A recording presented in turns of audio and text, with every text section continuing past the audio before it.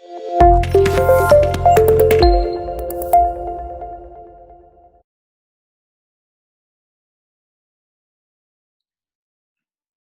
और डिफरेंस काफी ज्यादा इंपॉर्टेंट है, difference between BOT and BOP. Difference between balance of current account और कैपिटल अकाउंट हम कर चुके हैं। Difference in BOT, balance of trade and balance of payment.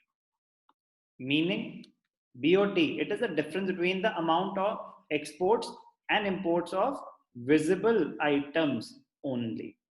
BOP पूरी कहानी है. It is an accounting statement that provides a systematic record of all economic transactions between the residents of a country and rest of the world during a given period of time.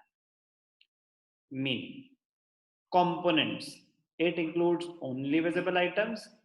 यहाँ तो सब कुछ ही है, विजिबल्स भी, invisibles भी, यूनिलैटरल्स भी, capital transfer मतलब capital items, वो सब आ जाते हैं।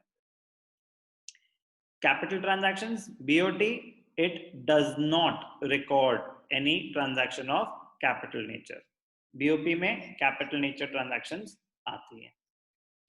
स्कोप, BOT का बहुत नैरो स्कोप है। It is a part of current account of balance of payment. Balance of payment दो parts में divide होता है, current account, capital account. Current account का भी एक छोटा सा part है BOT, छोटा सा तो नहीं, important part है but एक part है. On the other hand, BOP, it has a wider or a broader concept as compared to BOT. Settlement, it can be favorable or unfavorable depending on the situation. Unfavorable BOT can be met by favourable balance of payment. अगर shortfall है BOT में तो कहां से meet होगा? Other transaction in the BOP. तो BOT में surplus भी हो सकता है, डेफिसिट भी हो सकता है। BOP it always remains in balance. तो वो जो हमने पढ़ा ऑपरेटिंग सेंस, अकाउंटिंग सेंस, या तो वो बैलेंस होगा या कर दिया जाएगा। इंपॉर्टेंट है difference between BOT and BOP.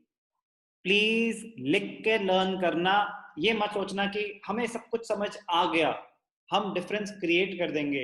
Difference create तो करे जा सकते हैं बट बेसिस याद नहीं आते। तो प्रॉपर फॉर्म में लिख के याद करेंगे तो फुल मार्क्स आएंगे। तो please proper format, proper basis के साथ ढंग से याद करना। छोटा सा चैप्टर है, स्कोरिंग चैप्टर है बट इंपॉर्टेंट चैप्टर है।